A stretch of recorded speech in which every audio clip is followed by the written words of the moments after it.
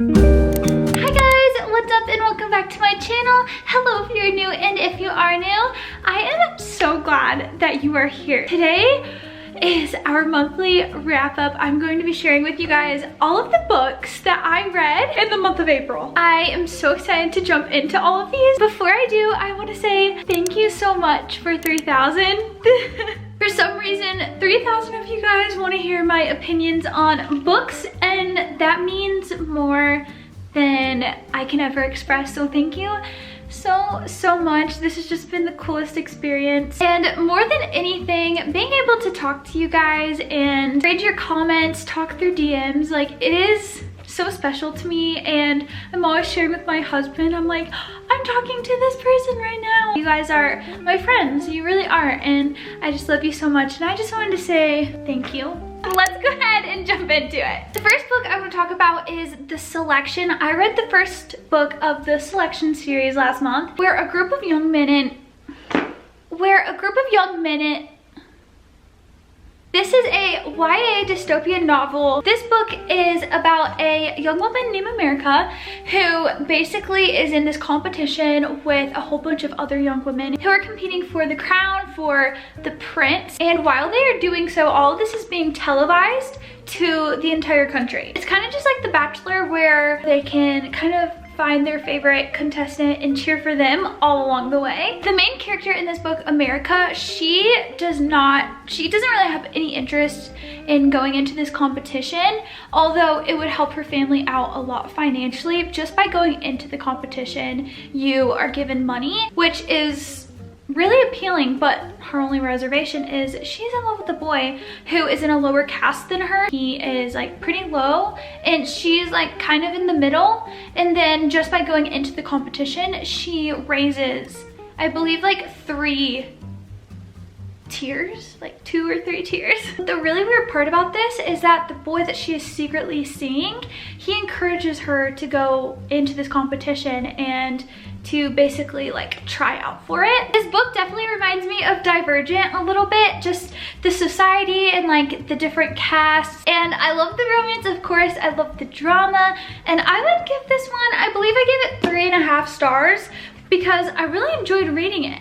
I really liked it. I am definitely going to carry on with the rest of the series, at least the next 2 that follow along America's story. The next one I want to talk about, 6 of Crows, 5 freaking stars. This book is absolutely amazing. I soaked up every single minute of reading this book. This book, we are following a group of misfits or criminals, if you will. This is within the same Grishaverse of Shadow and Bone, which I prefer the 6 of Crows side of things over Shadow and Bone any day. Basically, the leader, if you will, of this group, his name's Kaz, and he is offered 40 million Kruga to go on this mission slash heist.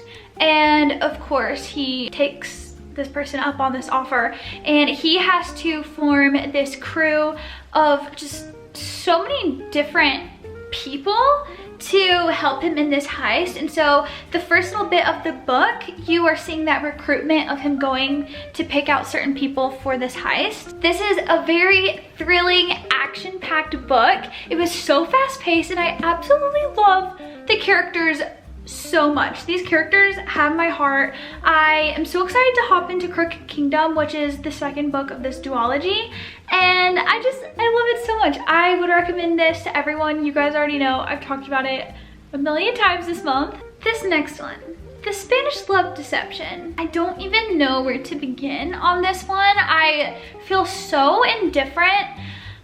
There are a lot of pros and cons with this one, mainly cons. This story is super cute, easy to read, but I didn't love the characters. Our main character, Catalina, and her love interest, Aaron, I did not really love either one of them, to be honest with you. I didn't love this book, so I believe I ended up giving it like 3 stars maybe. I did enjoy it, but I feel like it was a bit of a drag for me. Like, it felt like such a task to pick this up and read it. This follows the main character, Catalina, who is in desperate need of a date for her sister's wedding in Spain because she told her whole family that she has a boyfriend and she's living in America. She told her family she has an American boyfriend, and she doesn't, not at all. To make matters worse, her ex-boyfriend is going to be at the wedding, and he's going to be the best man, and he's gonna be there with his fiance. So now she has 4 weeks to figure out what she's gonna do, and that's where Aaron Blackford, I think that's his last name, that's where he steps in. Aaron is her obnoxious coworker. She absolutely despises him. He is her last option, but he's her only option. We've got the fake dating trope. This was honestly, I feel like the story I liked the plot, the idea of it. I think my biggest thing was maybe I just didn't like the prose. I didn't love the author's writing style. So maybe 3 stars. This next one, The Hobbit.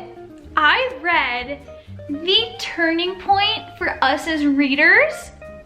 This is the king of fantasy. Thanks to J.R.R. Tolkien, we have this masterpiece. I love the Hobbit movie. I love the Lord of the Rings movies. And so it was a no-brainer for me to actually read the book because we all know the books are almost always better. In case you don't know what The Hobbit is about, I'll just tell you like a little synopsis.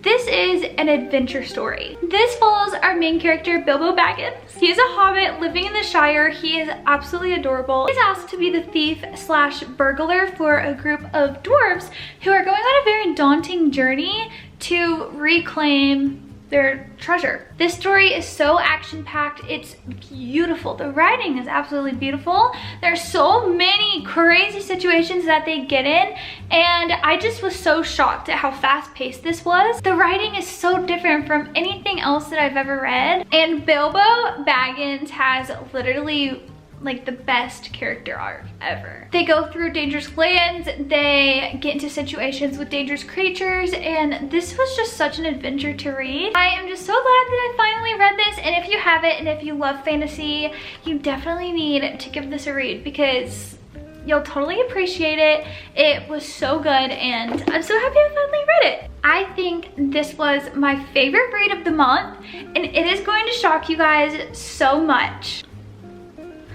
Red freaking Rising. If there is one thing you get out of this video today, let it be this book. One of my favorite books now ever. This is an easy 5 stars for me. Easy 5 stars. This is my first sci-fi book ever, and honestly, this was like the best introduction into sci-fi, in my opinion. It felt very dystopian, this first book, although it takes place on Mars. This book follows our main character, Darrow, who is a red, and this is the lowest caste in this society of really strict, where reds are the lowest caste in this society. He is recruited to basically be a part of this revolt to overthrow the government and infiltrate the gold, which is like the highest in society. Just trust me on this, you guys. It is so good, truly amazing. It was so fast-paced. I was sobbing, literally sobbing. I haven't cried like this over a book since Love in Other Words, and even then I don't think I cried as much as I did in Red Rising. The prose was fantastic, and the stakes are so high that you're gonna be freaking out. It was amazing. 5 stars. Next up, we have Alias Grace by Margaret Atwood. This was totally out of my comfort zone. I have a reading vlog going up of this one as well, but this is a historical fiction novel based off of Grace Marks, who was convicted of murder in 1840s.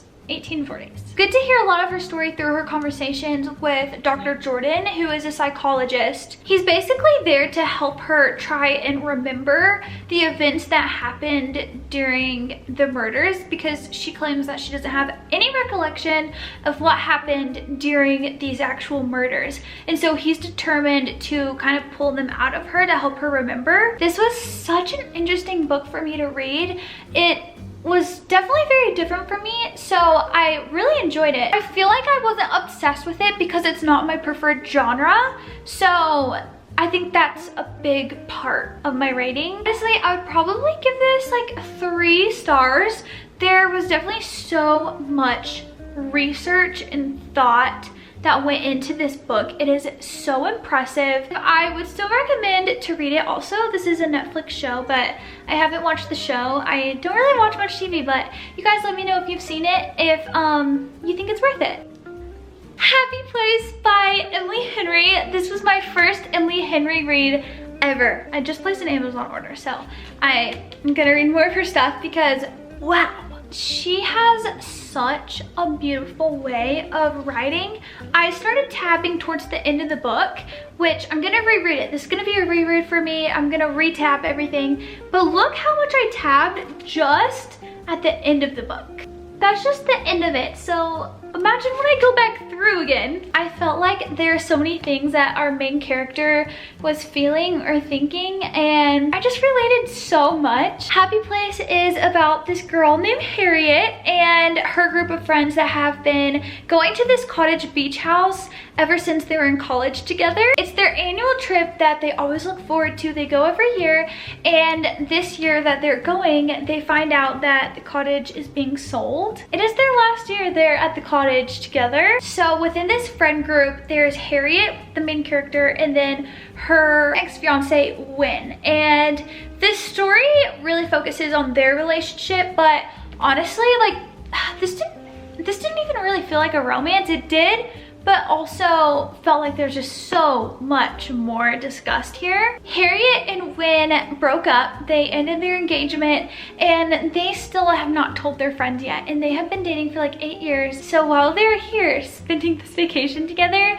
they have to fake date. And it is so cute. It puts them in so many awkward situations, which is so funny. And the banter is amazing. I feel like the friendships are such a big topic in this book, as well as mental health. So this was definitely, I thought it would be like a lighthearted read, and it was still wholesome. I think I cried a little bit. Happy Place, I would give 5 stars, or like right around there, maybe a little bit less, but like right around 5 stars. I loved it. I kind of want to have a whole shelf of all of my beach reads or summer reads to put up here just to make it so summery, so we'll go ahead and put this one right up here. Okay, I saved this one for last because technically this one doesn't really count, but Ruin and Rising, I took the easy way out with this one. I soft DNF'd it. This is the 3rd installment of the Shadow and Bone series. I was just so burnt out from the other 2. I really enjoyed the 2nd one, but it still was like, I don't know, it's just so hard for me to get through these for some reason. It just feels like the writing in Six of Crows is so different. I wasn't even that into the series to begin with. Like, I loved the story, but I feel like I just got so bored so quickly with these. And so this one was a drag, and I just decided to kind of skim like the end. I know, I'm the worst. I wanted to tell you guys, I need to go back and actually like reread the whole thing, but I got so bored at a point in like the middle beginning-ish part, and I just could not keep going. I just felt like it was kind of getting a little bit repetitive, so I'm so sorry. Okay, you guys, these are all of the books that I read in the month of April. I hope you enjoyed this video, and if you did, don't forget to comment, like, and subscribe, and I will see you in my next one. Bye, guys.